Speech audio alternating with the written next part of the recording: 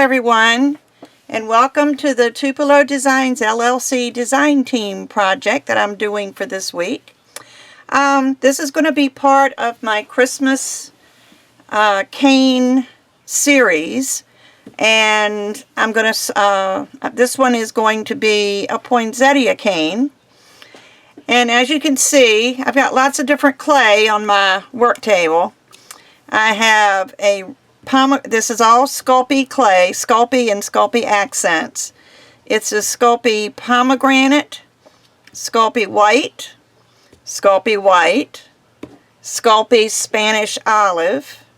I have some Sculpey jungle, and I have some antique gold and some 18 karat gold. And I may need some other colors in here eventually, but we will see that as we go along. But first I wanted to show you, I'm going to be making two Skinner blends. And what's going to be different about these Skinner blends, you know, when I've shown you before, I have always had a little bit of white and a little bit of red at each end. But, well, let me just trim this a little bit. A little bit of white and that I left on the points here on each end, so I would have some true white on one side and in this case true red on the other. But what I've decided to do today is to not do that and have it blend all the way to the end. So I'm not going to have any true red and I'm not going to have any true white on this one, and I won't have any true green or any true white on this one. So because you know it takes a while to do the Skinner blends, I just wanted to show you how I've got this all set up. I'm going to make my blends and then I'll be back. Okay, I'm back, and I do want to show you something. This tutorial was inspired by a YouTuber it goes by the name of Mo Clay. Her name is Monica and she's Spanish. She's from Spain. And she's giving me her permission to use her tutorial as an inspiration for mine. And I wanted to show you what's good about Monica's tutorials is she doesn't use a pasta machine. And it made me think that, you know, there's probably a lot of you guys out there that are watching this that don't have a pasta machine either. So I went ahead and made my red to pink Skinner blend. And I am going to, I've folded it into thirds. I don't know if you can see, but I've folded it into thirds. I'm going to run it through my pasta machine on a number 5. And then I'm going to do a fan fold. Then I'm going to come back and show you how Monica does hers. So this is this. I'm going to put it in my pasta machine at a number 5. And excuse the noise from the motor.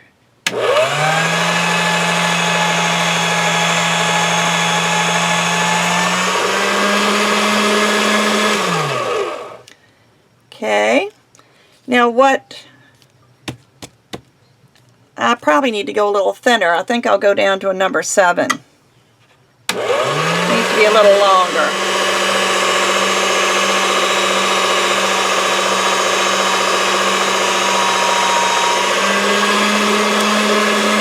There we go. Now what I'm going to do is and if you need a ruler, that's fine, get your ruler out. And measure about, let's see, in this case I think I'll do an inch. Just measure about an inch. And then you can use your finger, you can use the back side of your blade, but fold this at about an inch. And my end wasn't very straight, so that first inch isn't going to be very good. But anyway, then you come this way and fold it back on itself an inch. And that's where I was off a little bit before, but that's okay, it won't matter.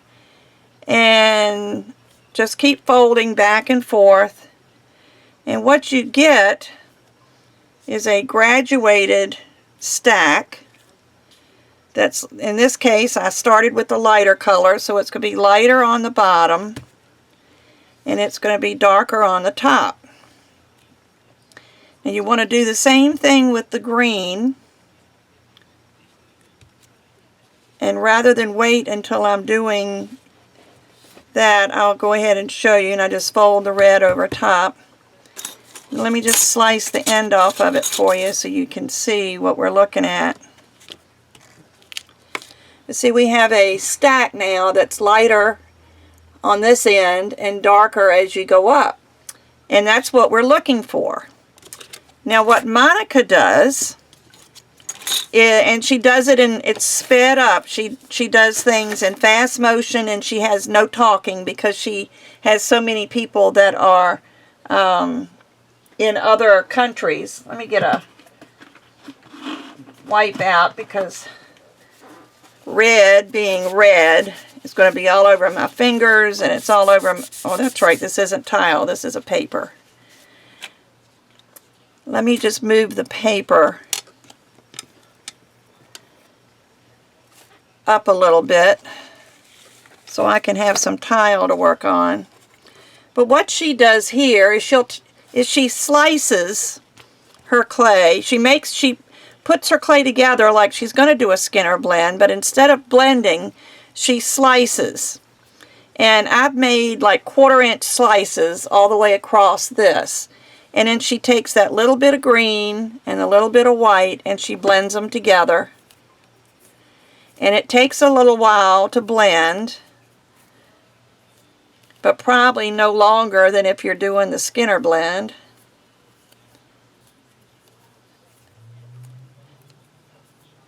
It's just, blending takes a little while. But she blends each one of these. And see, it's beginning to blend now. Now this one is going to be the lightest because it had the most white.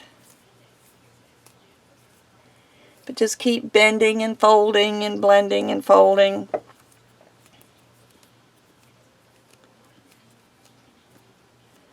Until it's pretty blended. It doesn't have to be perfect. This looks like it's pretty good. And then she flattens it out.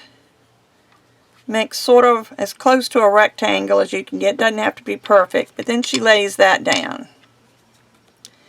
Then she takes the next one, which is going to have a little bit more green, and she blends that.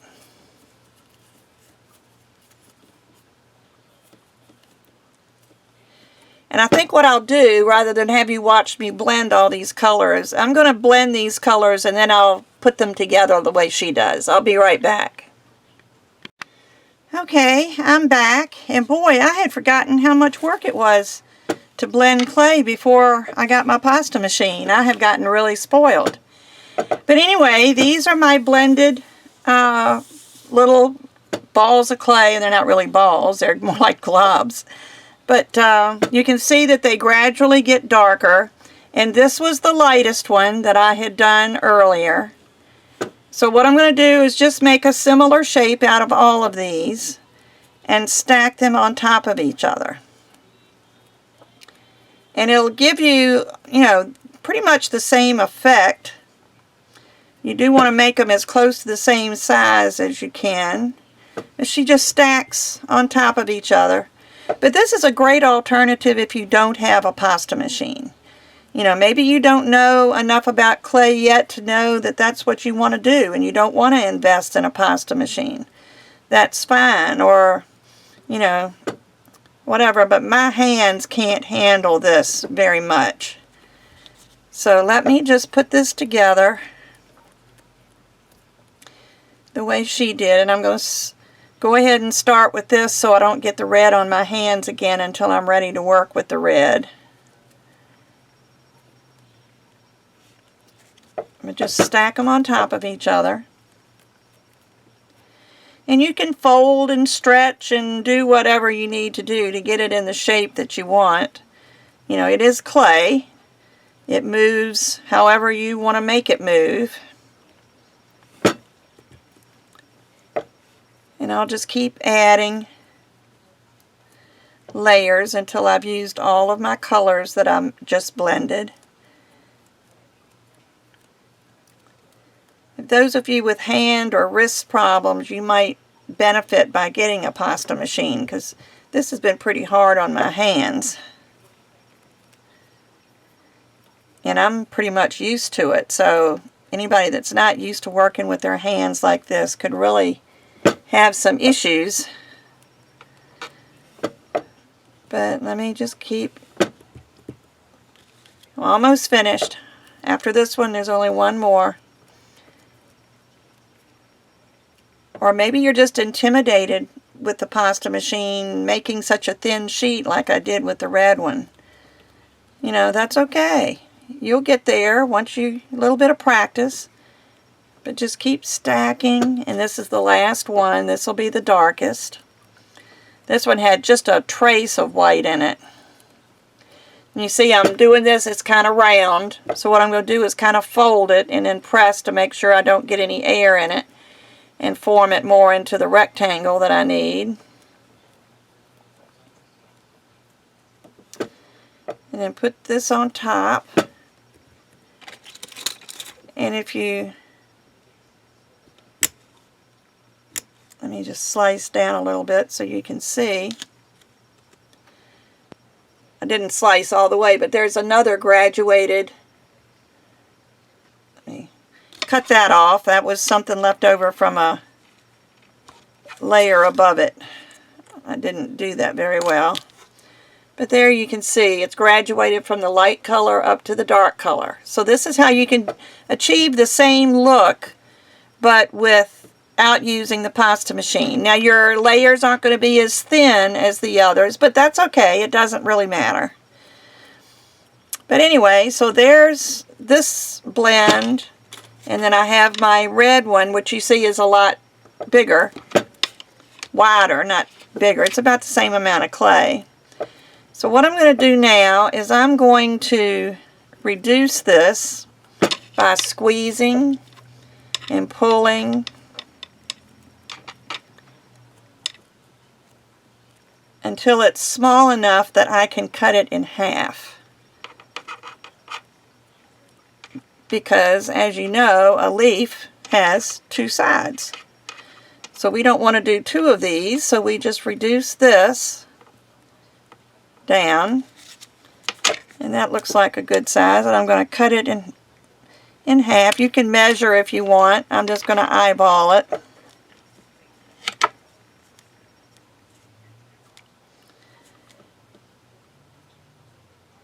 And let's see how I'm going to do this. I think I'm going to do it this way.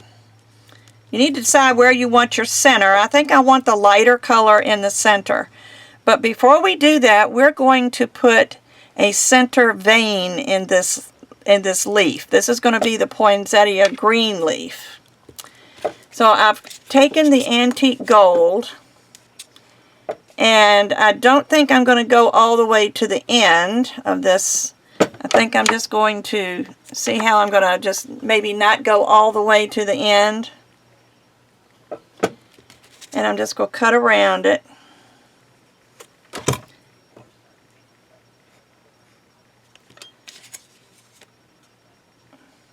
And this is going to be the center vein. See, there's the gold. And what I'm going to do is put it together with this one. Not pressing it together much yet, but that's where the center vein is going to be. So now what I'm going to do is cut here. I'm going to cut one there. I'm going to pull this off. And let me just cut a small piece of the antique gold. I'm going to stick with the antique gold when I'm working with the green one. And it goes up against there. And then put your piece back in. Make sure this goes all the way in. Cut that at sort of at an angle. And put your piece back in. And trim it off. And let's make another one here. And you can pull this off.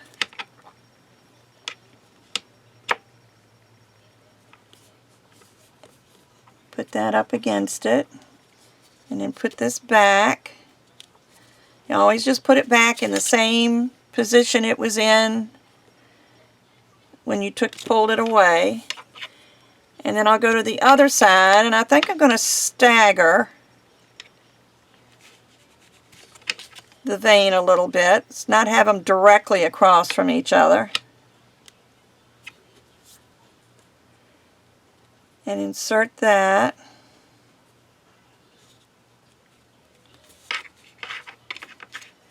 And I think I'll just come up a little bit.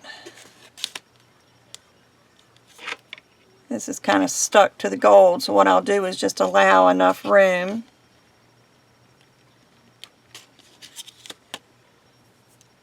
And just put a piece in there about as thick as the cane. Push it back in, and then trim it. So this is pretty much all there is to making the leaf cane. What you'll do now is press it in from the sides, and you're going to reduce it. I'm going to turn it over so I can flatten out the other side like this one is flat. And just, you want to push it in from the top, because obviously you don't want a leaf that's this big, but you want it to maintain its leaf shape. So you need to not only push from the middle, but you need to push from the ends to get this reduced. So just push from the center, and as it gets longer, it'll be a little bit easier for you to handle. See, it's getting longer. When I say longer, I mean this way. It's getting longer this way. So you just keep pushing and squeezing and pushing and squeezing until you can get it to where you can get a hold of it. And then you can rub it on the, you can press on the work surface. But just keep pushing and squeezing until it gets down to the size that you want it. Now you see this line here. This line is the stem. So you don't want that to get twisted. So as you're doing this, try to keep that at the end, even if you have to pinch it a little bit to make sure it stays on the end. You won't have one on the other side. You're pretty much just looking at the light colored clay, and try to keep your light colored clay all at the top. You don't want it to get too off. But again, just push in from here.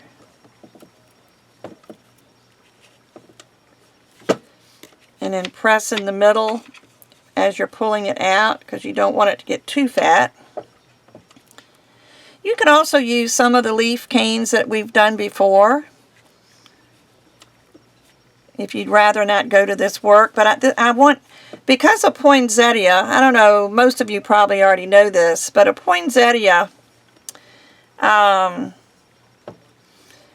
red part of it, we call them the red flower, but that's not really the flower. What that is just the leaves that have turned red. So I wanted my leaf that I'm using for a leaf here to be the same size or the same shape as the red ones, because they're basically the same thing. Now I'm not going to reduce this. I'll do this off camera. But let me just show you what it's looking like on the inside. See, it's still maintaining that. It's a little pointed on the ends because I just need to squeeze here. But it's the light green in the center with the little veins. And you just keep going. You know, you just keep going until, like I said, until it's as small as you want it. Now with the red, we have the same situation. We've got the light on one side and the dark, but when I reduce this, because it's so wide, I'm going to push in from the sides a lot to make it longer before I cut it in half.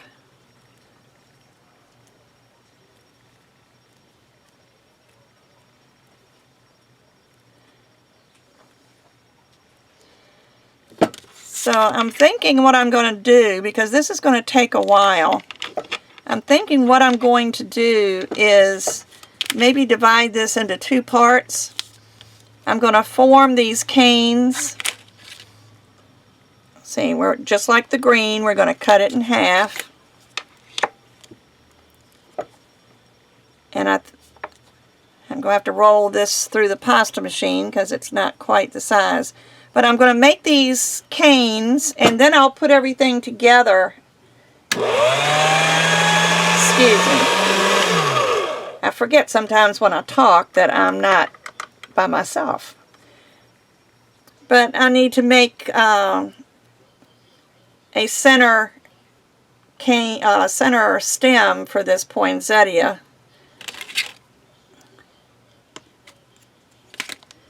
So I'm going to also put that on the light side. And then I'll match it up with the other light side.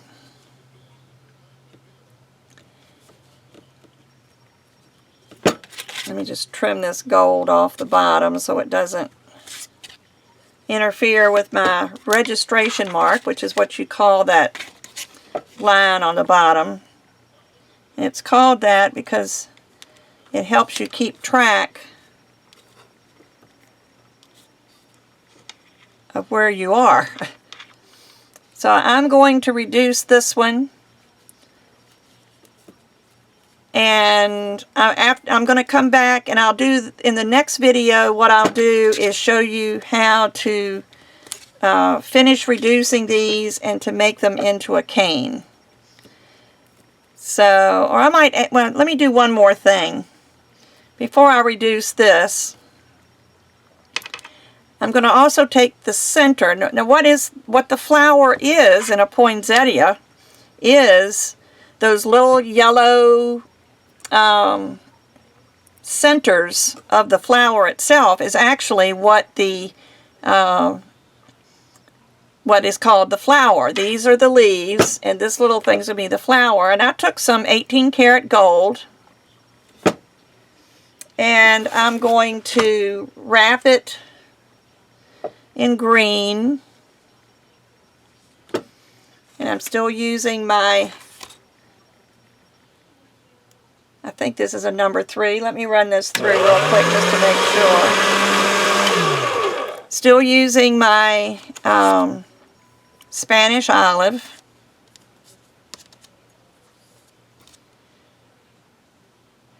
And just make sure your edges are even. And roll this gold in some green. And I've told you on previous tutorials, but I broke it. I broke my clay. Anyway, when you roll it over and then bring it back, it makes a mark, and you cut on that mark. And when I pulled back on it, the clay broke, but that's okay. See, it still worked. And there's a little piece of red on there. It's no problem. You're not going to see that red when you see what we're going to do with it. Okay, so then I've got this, and then I'm going to wrap this. Well, I was going to use antique gold, but let me see. Let me get out some more antique gold. Let me condition this real quick, and I'll be right back. Okay, I'm back. So now I've got some antique gold, and again I'm going to trim it to about the size of my little cane. Hopefully it won't break this time when I pull it back. It's a little warm in here today, so the clay is a little bit stickier. Just cut on that line, and just press it together. Now what we're going to do with this, we're also going to reduce this. We're going to roll, we're going to squeeze, we're going to twist, we're going to pull.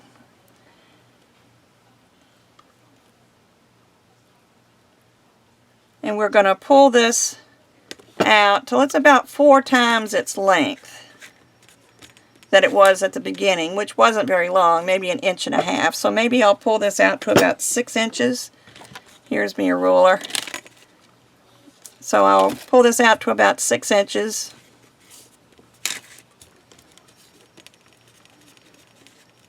And I am using a piece of paper here on my work surface because of the glare from the tile, because my tile happens to be, well, not only is it white, but it's shiny.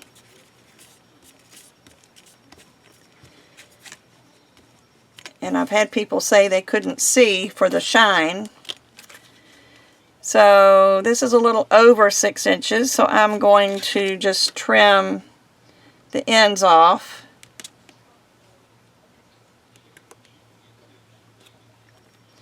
And cut these in 1-inch sections. I'm going to cut them into 6 sections.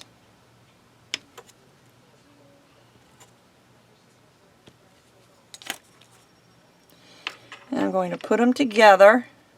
And they don't have to be in any particular order. This is purely random, just so they're all stuck together. And then we're going to reduce this down.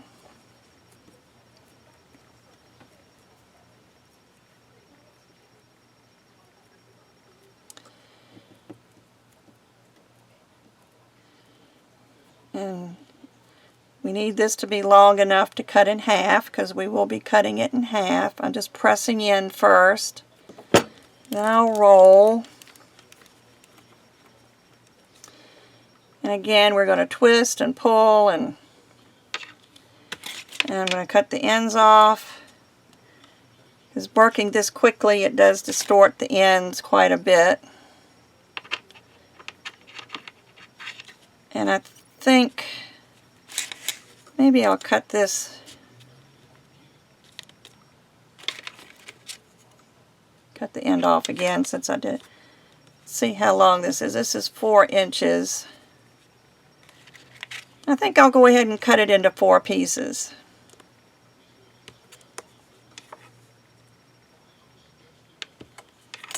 And put them back together. And then just press them together and make them round.